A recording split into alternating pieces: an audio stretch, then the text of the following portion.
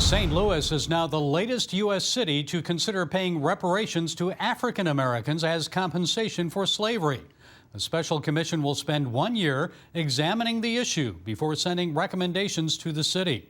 Council members in San Francisco are already considering making payments of $5 million to each qualifying black resident in that city. So are reparations the best way to make amends for America's past sin of slavery? What could be done instead to bring about racial reconciliation? Well, joining us is longtime civil rights and community development leader Robert Woodson. Mr. Woodson is an author, founder, and president of the Woodson Center. Mr. Woodson, it's so good to talk with you again. So tell me, what advice do you have for the Reparations Commission in St. Louis? Stop this foolish preoccupation that's deflecting attention away from the more critical issues facing not only black sections of Black America, but the entire nation. That this whole somehow Black America is being used, starting a few years ago with the 1619 Project at the New York Times. Black America's stain of slavery and its birth defect is really being weaponized against the fundamental values of this nation. And reparations is just another iteration of this whole assault on our culture. In San Francisco, they're proposing $5 million in reparations for each citizen who qualifies, and about 6% of the city residents there and 40% of the homeless are black. So how do you take care of San Francisco's homeless problems? Would reparations solve it? Well, first of all, we have had reparations over the years. It's called a poverty program. We've spent $22 trillion over the course of 60 years on programs to aid the poor, where 70 cents of every one of those dollars did not go to the poor, but those who serve the poor. These professional service providers ask not which problems are solvable, but which one is fundable. So we have monetized poverty in America, and that's why in the face of all these expenditures, it has not improved. And so just really, anytime you give people money, you separate work from income, it has a terrible effect on people. Look at the people who win the lottery. 70% of them wish they had never won it, because you separate work from income, it creates more problems than it solves. And so to suggest that somehow the problems of injustice, so-called injustice, can be satisfied by writing a check is ridiculous. A 2022 Pew Research survey found that 68% of Americans oppose reparations. Their survey found 80% of black people support it. So why is there such a disparity?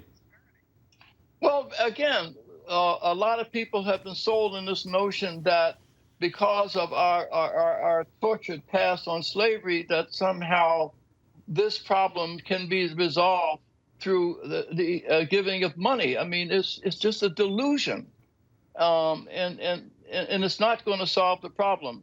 Once you go down this road, many people wonder, where would it end? You give reparations to blacks, then Native Americans would want the same for their mistreatment. Japanese Americans would want the same for their internment during World War II.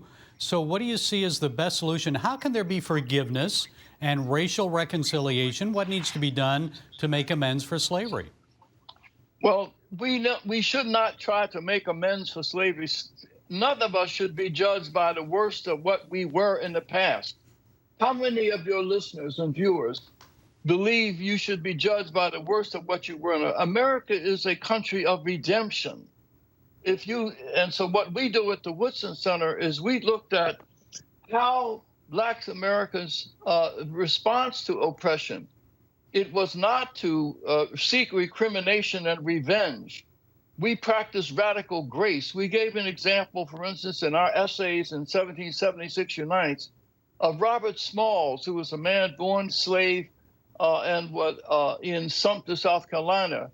And he was working on a supply ship, and he commandeered the ship with his 6 crewmen, picked up their families, and turned the ship over to the Union Navy. And he became celebrated. He became wealthy after the war and went back and purchased the plantation on which he was a slave and took in the destitute family of the slave master. there is an example of radical grace in action. If someone like Robert Small could not only forgive, but offer help to the very family that enslaved him as an act of radical grace, why can't people 150 years removed find that same radical grace today? What's going to save us is we must point to the more severe problem, and that is the destruction of our children. So it's not enough to tell people to turn away from reparations. We must tell them where they must turn to. And so I think it's a matter of us turning our direction towards the real crisis in America, and that is the wholesale destruction of our children who are growing up without a true value of human life. If you do not respect your life, you'll take your own or someone else's. And so that's the moral vacuum that exists, that I think that only faith in God can fill that. And we have endless examples at the Woodson Center of grassroots people who are living in these very troubled neighborhoods, but who have found redemption and transformation. And we document it and we give examples of it. And we just need to build on this foundation of success, of giving people a sense of content and meaning to their life. Okay, a little more love, a little more grace. Robert Woodson, president of the Woodson Center, thank you for providing those insights. We appreciate you. God bless you. Thank you.